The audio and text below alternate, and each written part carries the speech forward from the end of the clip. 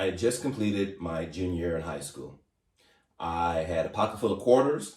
I was getting ready to hop on my bike and go play some video games. Just then, my mom called me back in the house.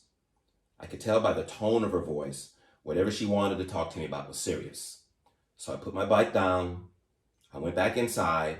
I sat on the couch, and my mom looked at me, and she hesitated for what seemed like an eternity.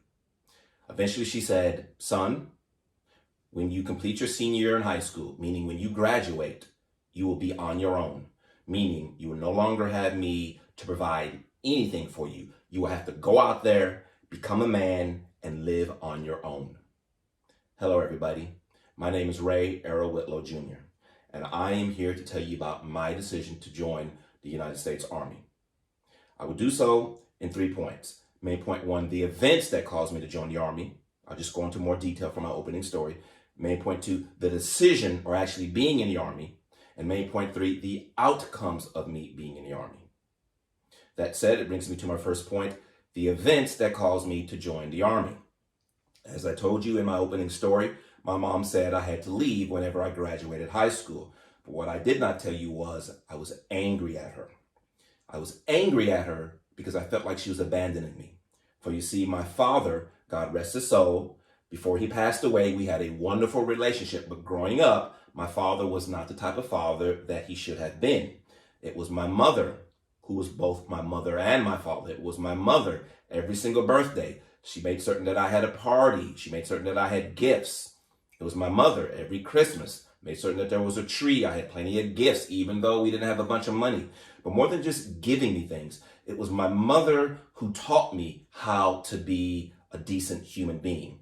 It was my mother who said, "Son, you treat people with respect because that's how they should treat you." So now here it is, my mother, who I was very close to, was telling me that I had to leave the house. I was angry. But then I thought about it.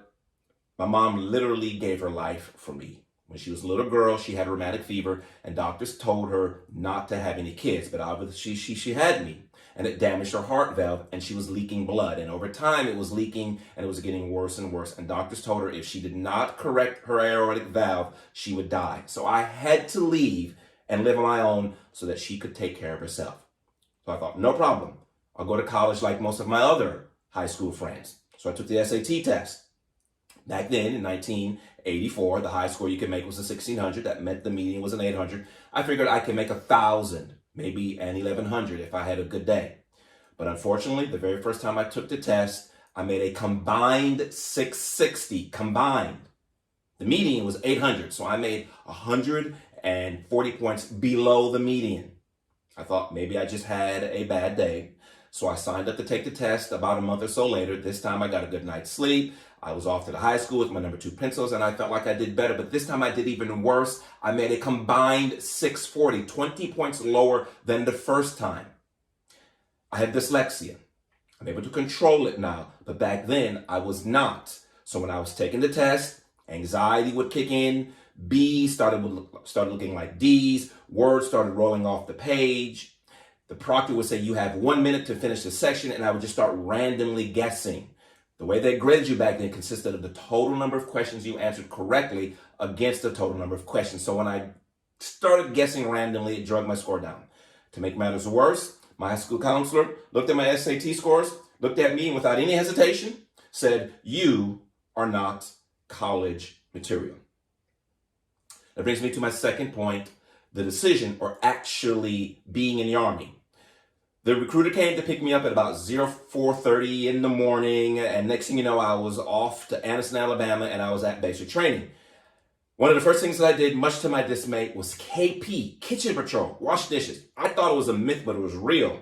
Once again, they woke me up at about 4:30, that's 4:30 a.m. for you non-military individuals. They marched me to the chow hall, and the drill sergeant started yelling at me and said, "Private, you pull these dishes down from the rack, and you scrape the discarded food into the garbage can, and you do this until I tell you to stop." I don't like touching my own discarded food. much less other people's food. I asked the drill sergeant, can I at least have some gloves? And he goes, no, you can't have any gloves. What are you going to do when you get out there into a combat situation and you're uncomfortable? Are you going to ask for a timeout so that you can get comfortable? You scrape the food off these dishes until I tell you to stop, and I don't want to hear anything else from you. I was absolutely miserable. We had KP for about a week or so. Finally, it did end, and I was so glad because we got to fire an M16. Back then, the M16 was a weapon that all soldiers had to qualify with. It had a maximum effective range of 350 meters. That's well over 3.5 football fields. It fired a 5.56 millimeter armor-piercing round, meaning if you had on some type of a bulletproof or Kevlar vest, this round would go straight through it. It had 3 settings: safe, meaning as long as the weapon was on safe, you depress the trigger, nothing would happen. The second setting was semi-automatic, meaning as long as you had weapon or ammunition in the weapon, and as quick as you depress the trigger, the rounds would be expelled in a very effective manner. The third setting, and my most favorite setting, was automatic, meaning as long as you had ammunition in the weapon and you lay on the trigger, the rounds would be expelled from the rifle in this highly effective manner. I never fired a weapon in my life until I joined the Army, so to see the destruction that I was causing with my M16 was absolutely exhilarating. I loved it. Alas, 2 years and 10 months passed, and it was time for me to get out of the Army. And this brings me to my third and final point. I got not only a bachelor's degree from going to the Army, but also a master's. But let me tell you about my bachelor's. I got out of the Army probably late July, and about 2 or 3 weeks later, I was at the University of Houston, and it was a cultural shock because all I knew was how to be a soldier. And so now, my first class, I'm in a history class with 500 individuals. I could barely see the board. The next class was algebra, and I thought to myself, this class will be smaller because algebra is hard, and I need to be able to see the instructor. It only had 250 people. Once again, I could barely see the board. My next class was a communication class. It only had 100 people. And finally, my English class had groups of 25. I went home that first week and I was overwhelmed. I wanted to just re-enlist in the Army because that's what I knew. But then I stopped to think, can I come to this college? Can I go to University of Houston every single day, do my best, and make C minuses? That's all I needed to do. I wasn't trying to be the number one person in class. I just needed to get a degree. And I thought with the discipline that the military gave me, I could go to this college and make C minus. And not only did I make C minuses, I ended up getting a 4-year degree in 3 years, and I graduated with a 3.02 GPA. But I did not stop there. I had a counselor tell me to go and get a master's degree. If you remember my first point, a counselor told me I wasn't college material. Now back at my third point, a counselor is telling me, or an instructor is telling me, go and write a master thesis. And that's exactly what I did. I wrote a 150-page master thesis from start to finish in 11 months. And I'm not bragging. I'm telling you, if I can go and get a master's degree, anybody can. In fact, when you go to the University of Houston, the red section of the library, that's where they keep the thesis, which is part of a thesis.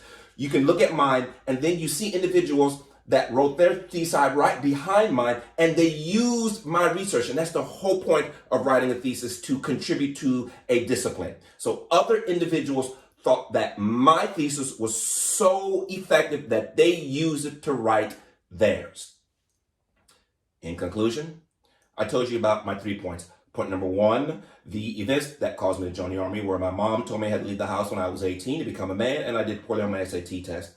Point number 2, the decision, or me actually being in the Army, where I had to do some KP, and I was a little miserable to begin with, but then I got to fire an M16. And then my third and final point, the outcomes where I got not only a bachelor's degree, but a master's degree. What I want you to take away from this presentation: life will throw hurdles at you as you're trying to navigate it. Whenever that happens, you do whatever you have to do to go over that hurdle, around, under, through that hurdle. You do whatever you have to do to be successful, and indeed, success will come to you. Thank you.